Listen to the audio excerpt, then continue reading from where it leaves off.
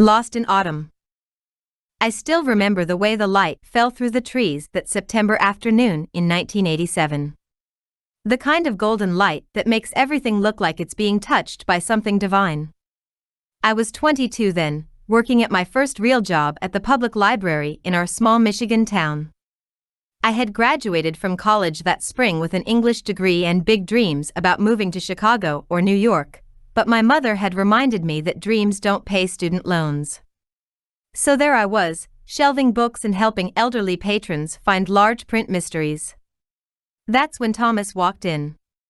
He wasn't from our town. That much was obvious. His clothes were a little too stylish, his haircut a little too intentional. He carried himself with the confidence of someone who had seen more of the world than our corner of it. I watched him over the top of a cart of books as he wandered the aisles, occasionally pulling a volume from the shelf, flipping through it, and putting it back. When he finally approached the desk, I pretended I hadn't been studying him for the past 15 minutes. "Excuse me," he said, and his voice had a slight accent I couldn't place. "I'm looking for anything you might have on architectural photography." I remember thinking it was such a specific request for our modest library, and I liked that he hadn't dumbed down his inquiry, the way some out-of-towners did when they visited. "We have a small photography section," I said, coming out from behind the desk. "I can show you." We walked to the back corner of the library, my sensible shoes squeaking slightly on the linoleum floor. I was suddenly very aware of my plain navy skirt and white blouse. The unofficial uniform I'd adopted for work. Next to him, I felt like a schoolgirl. "I'm Thomas Brennan," he said as we walked. "I'm in town documenting some of the Victorian houses for a book." "Margaret Wilson," I replied. "But everyone calls me Maggie." "Maggie," he repeated, and something about the way he said my name made it sound like it belonged to someone else. Someone more interesting than me. Our photography section consisted of exactly 3 shelves, and I knew there was nothing specifically about architectural photography. But I pulled down the few books we had on photography techniques and composition. "This is all we have," I said apologetically. "But there's an interlibrary loan form if you'd like to request something more specific." He smiled then, and I noticed a small scar just above his left eyebrow. "That would be great. Would you mind helping me with that?" That was how it started. Thomas came to the library every afternoon for 2 weeks. Sometimes he brought me coffee. Real espresso from the new cafe that had opened on Main Street, not the instant stuff we kept in the break room. Sometimes he showed me his photographs, beautiful black and white images of buildings most of us locals barely noticed anymore. We started taking walks during my lunch break. He'd tell me about living in Boston, about traveling through Europe after college, about the book he was working on. I told him about books I loved, about growing up as an only child in a too-quiet house, about my dreams of writing someday. On a Friday afternoon, he invited me to dinner. Not to the diner or the Italian place where everyone in town went, but to a small restaurant 30 miles away that I'd never even heard of. I said yes without hesitation. I spent hours getting ready that night.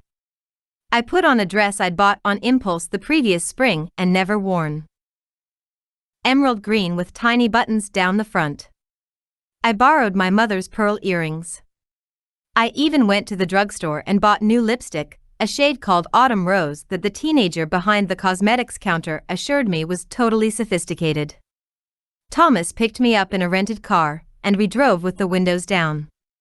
The air was warm, but you could feel fall coming. He played a cassette of music I'd never heard before. Jazz that made me feel like I was already somewhere else, somewhere bigger than where I'd always been. The restaurant was in an old converted mill beside a creek.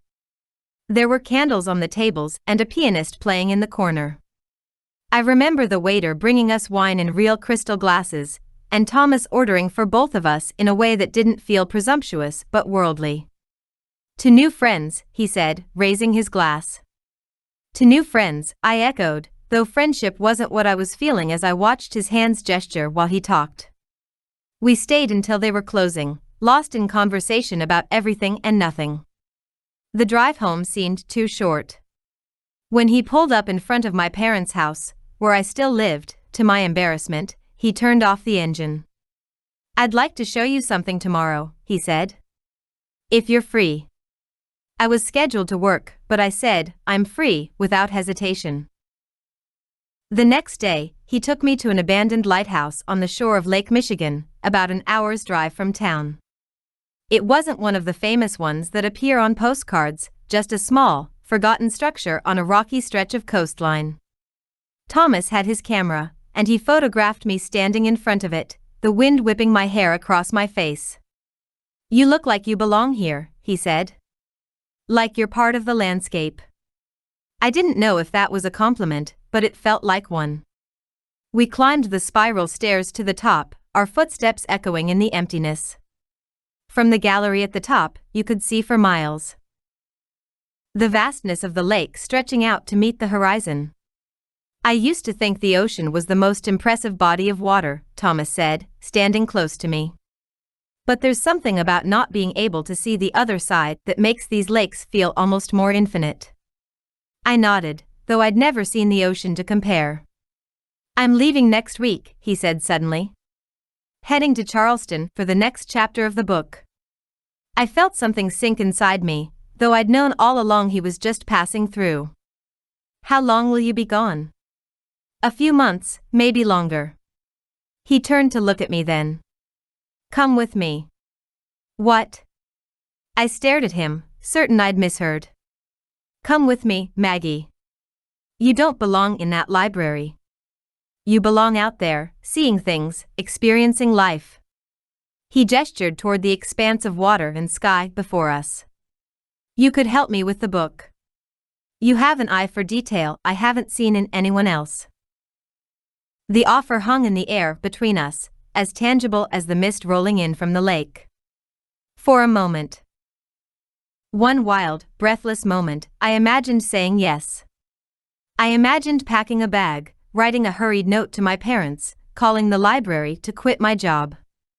I imagined sitting beside Thomas in his rented car as we drove south, toward a life I hadn't planned but suddenly wanted desperately.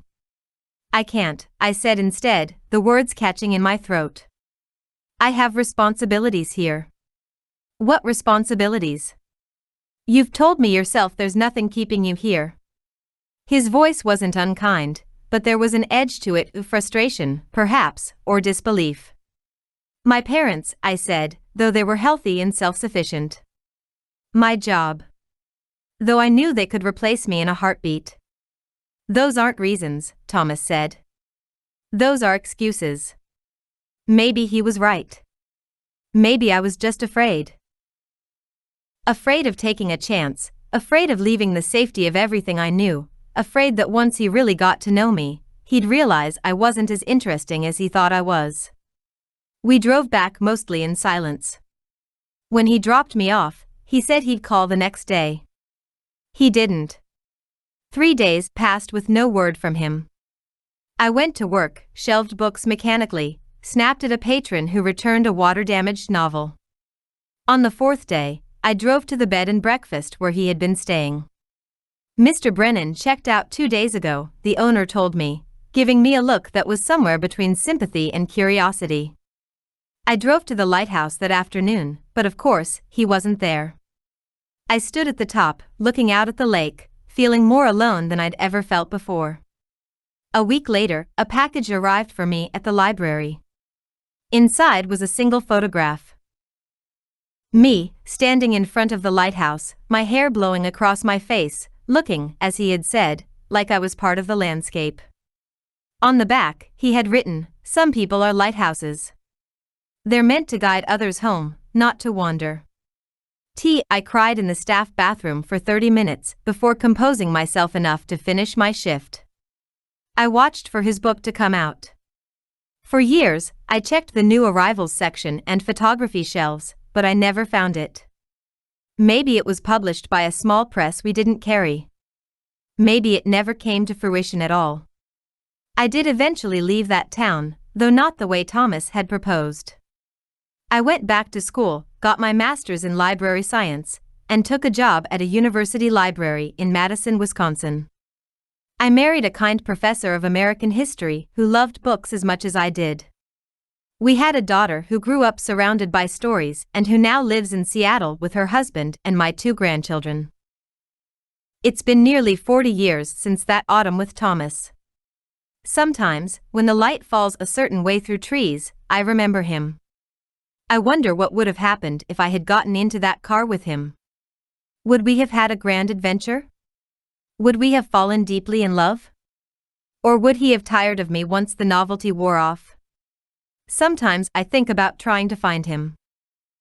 It would be easier now with the internet. I could probably track down his book, see where his career took him, maybe even send him an email. But what would be the point? We are both different people now, shaped by the lives we've led apart from each other. Last year, I was helping my granddaughter with a school project about lighthouse preservation, and I told her about the abandoned lighthouse Thomas had shown me. She was fascinated and insisted we try to find it on our next family vacation. I was surprised to discover it had been restored as a historical site. There was even a small museum in the keeper's house. When we visited, I stood in the same spot where Thomas had photographed me all those years ago. My granddaughter took my picture with her phone. A woman in her 60s now, with silver-streaked hair and laugh lines around her eyes. As we climbed the spiral stairs, my knees protesting in a way they hadn't when I was 22, I told her about Thomas. So he was the one who got away, she asked, with all the romantic notions of a 16-year-old. No, I said, surprising myself with the certainty in my voice. I was the one who stayed away. We reached the gallery at the top, and the view was just as breathtaking as I remembered. The lake stretched out endlessly, meeting the sky at a horizon line so faint it was almost imperceptible. Do you regret it? My granddaughter asked. Not going with him? I thought about my life. The career I'd built, the family I loved, the quiet contentment I'd found in the choices I'd made. No, I said. But I'm grateful to him. For what? For showing me that there was a door. Even if I didn't walk through it with him, knowing it was there changed everything. As we drove home that day, I thought about Thomas's note, some people are lighthouses. Maybe he was right. Maybe I was meant to stay in one place, to be a fixed point for others. But what he didn't understand was that lighthouses aren't static. They're constantly sending their light out across the water, touching distant places they themselves will never go. I may not have left with Thomas that day, but in my own way, I've traveled far. And sometimes, on autumn afternoons when the light turns golden, I like to think that somewhere, he might be remembering me too. The colors we never named. The morning light filters through my kitchen window, catching the edge of my coffee mug. I watch the steam rise and curl against the glass as I sit at the breakfast table I've owned for 23 years. 23 years in this house, with its familiar creaks and drafts. 23 years of mornings like this one. And still, some days, my first thought is of Daniel. Today is one of those days. It wasn't his birthday, or our anniversary, we never had one, not officially. But April always brings him back to me, when the dogwoods bloom and the air smells like possibility. That particular shade of spring green still makes my chest ache in a way I've never been able to describe to anyone else. I'm 52 now. My daughter, Eliza, jokes that I'm in my prime, a mathematical reference she finds endlessly amusing. My life is good. Stable, comfortable. I have a career I'm proud of as an architectural consultant, friends who know me well enough to call when I've been too quiet, and family who gather around my table for Sunday dinners. I've been divorced for 11 years from a decent man who simply wasn't right for me, and I've made peace with that choice. But Daniel was different. Daniel was the road not taken. We met when I was 24, fresh out of graduate school and determined to make my mark on the world. I'd been hired by a small firm in Chicago, and my boss had sent me to oversee a historical renovation project in Michigan. Spring had just arrived there too, and the small lakeside town was shaking off its winter slumber. I remember exactly what I was wearing the day I met him. A navy blazer with gold buttons that I thought made me look professional, jeans that I hoped made me look approachable, and boots with a slight heel because the job site would be muddy. I'd pulled my hair back into a low ponytail and applied just enough makeup to look awake after the early drive from Chicago. Daniel was the local contractor assigned to the project. When we shook hands outside the old boathouse we were renovating, I noticed he had calluses on his palm and flecks of paint embedded around his fingernails. His eyes were the exact blue-gray of Lake Michigan on a cloudy day. "You're younger than I expected," he said, then immediately looked embarrassed. "I mean, I get that a lot," I replied, used to justifying my presence in male-dominated spaces. "But I've been studying historical architecture since I was a teenager." He nodded, a small smile playing at the corners of his mouth. "Then you're exactly who we need. This place has stories in every corner." I still remember his voice. How it had that slight Midwestern lilt that rounded out the edges of his words. How he spoke about the boathouse like it was a living thing deserving of respect. How he laughed when I corrected his terminology about wainscoting and crown molding. "City girl knows her stuff," he'd said, but there was admiration in his voice, not condescension. For 8 weeks, we worked side by side, preserving century-old craftsmanship while making space for modern needs. We'd meet early, before his crew arrived, to walk through the day's plans. Those morning meetings began to stretch longer, filled with conversations that had nothing to do with work. He told me about growing up in that same town, how he'd left for college but came back when his father's construction business needed him. How he'd fallen in love with restoration work. Giving buildings a second chance, he called it. I told him about my childhood in suburban Pennsylvania, my dreams of designing spaces that honored the past while embracing the future. We started having dinner together. Nothing fancy, just the local diner or pizza place. We'd linger over coffee, talking until the waitstaff began stacking chairs on tables. Once, caught in a sudden downpour, we ran laughing to his truck and sat watching the rain hammer against the windshield, talking about everything and nothing until the storm passed and the sky turned the color of a bruise. I still have the sketch he drew on a paper napkin that night, his vision for how the boathouse could look when we were finished. I've kept it all these years, tucked inside a book about prairie school architecture. The physical attraction between us was undeniable, but there was something else too, a recognition. It was as if we'd known each other in some other life and were simply picking up where we'd left off. When he finally kissed me, 3 weeks into the project, it felt inevitable. Like the natural conclusion to a sentence we'd both been saying. I remember every detail of that first kiss. We'd been working late, and I was on a ladder examining the original stained glass window we were trying to preserve. He was holding the ladder steady, and when I looked down, he was watching me with such intensity that my breath caught. "Careful," he said softly. "That's irreplaceable." I wasn't sure if he meant the glass or something else. When I climbed down, he brushed a strand of hair from my face, his fingertips lingering against my cheek. Then he kissed me, gentle at first, then with a hunger that matched my own. We stood in that half-finished boathouse as the sun set over the lake, casting fragments of colored light through the stained glass onto our skin. That night was the first of many we spent together, learning the geography of each other's bodies, whispering secrets into the darkness. In his small house overlooking the lake, I felt more at home than I had anywhere else. But reality has a way of asserting itself. The project had a deadline, and my life was in Chicago. I had a career I was building, colleagues who depended on me, an apartment with a lease. Daniel had his business, his crew, his hometown where everyone knew his name and history. "Come with me," I said one night, his head resting on my stomach as we lay in his bed, watching moonlight dance across the ceiling. He was quiet for so long I thought he might have fallen asleep. "I can't leave," he finally said. "Not right now." The business is just starting to grow. I've got commitments here. I can't stay, I replied, my voice small. My whole career is in Chicago. We talked about long distance, about weekend visits and holiday reunions. We made plans that felt hollow even as we spoke them aloud. We both knew the truth. New love is fragile, and distance has a way of eroding even the strongest connections. The night before I left, we sat on his porch swing, watching storms roll across the lake. The air was electric with possibility and loss. We could try, he said, his voice rough with emotion. I could drive down some weekends.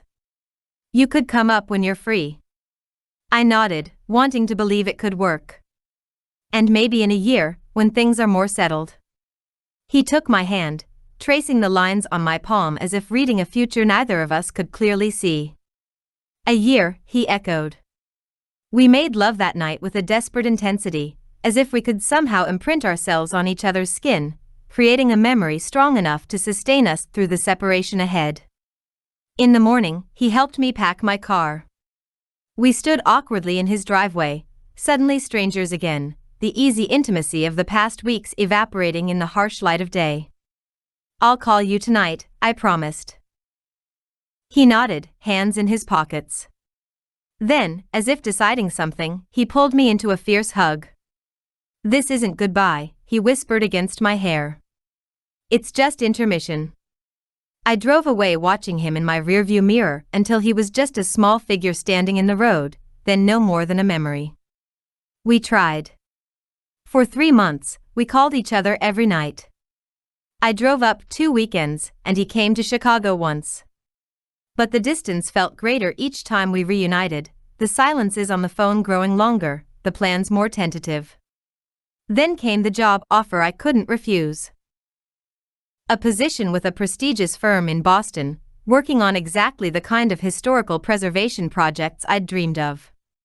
It would mean moving even farther away, but it was the opportunity of a lifetime. When I told Daniel, he was quiet for a long moment. You have to take it, he finally said. You'd never forgive yourself if you didn't. What about us? I asked, though I already knew the answer. Another pause, longer this time. I think we both knew this was coming, he said gently. Boston is even further than Chicago. We could still try, I insisted, but my voice lacked conviction. Could we? He asked. Would we just be prolonging the inevitable? I had no answer that wasn't a lie. We agreed to take a break. Those cursed words that almost always mean an ending. We promised to stay in touch, to remain friends, to see what the future might bring. Empty words to cushion a painful truth. I moved to Boston 2 weeks later. We exchanged a few emails, a couple of phone calls that grew increasingly awkward. Then, gradually, silence. Life moved on, as it always does. I threw myself into my new job, made new friends, built a life in Boston. 3 years later, I met Mark, a kind, intelligent man who shared my love of architecture and jazz. We married in a small ceremony in my parents' backyard, and I told myself I was happy. In many ways, I was. When Eliza was born, I felt a love so overwhelming it seemed to reconfigure my atoms. Motherhood consumed me in the best possible way. Between her and my career, which was flourishing, I had little time to think of what might have been. But sometimes, in quiet moments, rocking Eliza to sleep, or driving alone with the radio playing a song Daniel and I had once danced to in his living room, I would feel a pang so sharp it took my breath away. Once, when Eliza was 4, my firm sent me back to Michigan for a conference. I rented a car and drove to the lakeside town, telling myself I just wanted to see if the boathouse renovation had held up. But of course, I was hoping to see him. The boathouse looked beautiful, exactly as we had planned it. But when I asked about Daniel at the local coffee shop, the barista told me he had moved to Seattle 2 years earlier. Something about a big restoration project and family there. She thought he might have gotten married, but she wasn't sure. I drove back to my hotel feeling hollow, as if I'd missed a step on a familiar staircase. What had I expected? That he would still be there, waiting for me? That we could somehow pick up where we'd left off? That night, in my sterile hotel room, I cried for the first time in years. Not just for Daniel, but for the version of myself I'd left behind in that town, for all the might-have-beens. Mark and I divorced when Eliza was 14. There was no dramatic betrayal, no screaming fights. Just a slow, quiet realization that we had become excellent co-parents and polite roommates, but not much more. The love had faded so gradually neither of us noticed until it was gone. "I think we both deserve more than this," Mark said one night after Eliza had gone to bed. I couldn't disagree. The next decade passed in a blur of work projects, Eliza's high school and college graduations, my parents' declining health and eventual passing. I dated occasionally, but no one ever quite fit. I told myself I was complete on my own, and most days, I believed it. Then came last April. I was in Seattle for a conference on sustainable historical preservation. I'd given a presentation on adaptive reuse of industrial spaces and was feeling pleasantly drained as I sat in the hotel bar, nursing a glass of wine and checking emails. Rebecca. Just my name, spoken in a voice I would have recognized anywhere. I looked up, and there he was. Daniel. 25 years older but unmistakably him. Silver threaded through his dark hair, lines etched around his eyes and mouth that hadn't been there before. But those eyes. Still that same lakewater blue, still looking at me like I was something precious. "I saw your name on the conference program," he said, standing awkwardly beside my table. I wasn't sure if I should come. I gestured to the empty chair across from me, my heart hammering so loudly I was certain he could hear it. "I'm glad you did." We talked for hours, filling in the vast blank spaces of our lives. He had moved to Seattle for a major historical project and ended up staying. He'd married, had a son, divorced. Now he ran his own architectural salvage business, saving pieces of history from buildings slated for demolition. I told him about my career, about Eliza, about my life in Boston. We carefully avoided discussing the past, focusing instead on the people we had become. But it hung between us, unspoken but palpable. As the bar emptied around us, he finally asked, "Do you ever think about that summer?" The question I'd both longed for and dreaded. "Sometimes," I admitted, then amended, "often." He nodded, looking down at his hands. Still workers' hands, I noticed, though now they showed signs of age that matched my own. "I went back to Chicago, you know. About 6 months after you left. I was going to surprise you, tell you I'd figured out a way to make it work." My breath caught. "What happened?" "You were gone. Moved to Boston," they said. "No forwarding address. Why didn't you call? Or write?" He shrugged, a familiar gesture that made my heart ache with recognition. "Pride, I guess. Or fear. I figured if you'd wanted me to have your new information, you would have sent it." "I thought you'd moved on," I said quietly. "I tried to." He met my eyes. It never quite took. We sat in silence for a moment, the weight of what might have been settling around us like dust. "I don't regret my life," I finally said. "I have Eliza. My work. I've been happy, mostly." "I don't regret mine either," he replied. "But sometimes I wonder. If we'd made different choices?" He nodded. "If we'd been braver." As we said goodbye in the hotel lobby, he asked if he could see me again before I left Seattle. We arranged to meet for dinner the next night.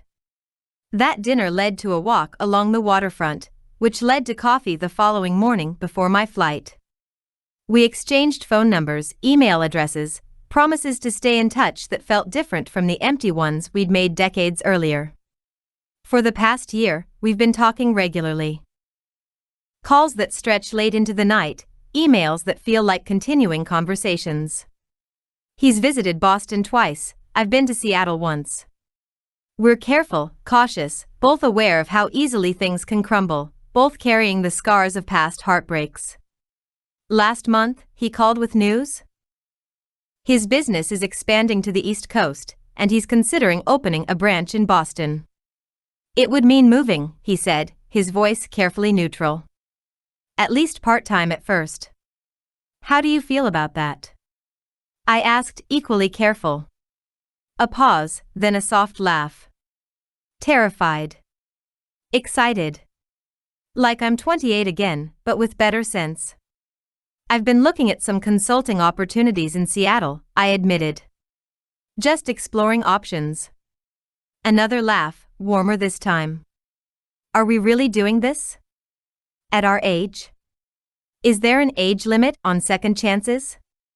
We've made no promises yet, no grand declarations. We're taking it slowly, aware that we're no longer the young, impulsive people we once were. We have established lives, adult children, responsibilities that can't be easily set aside.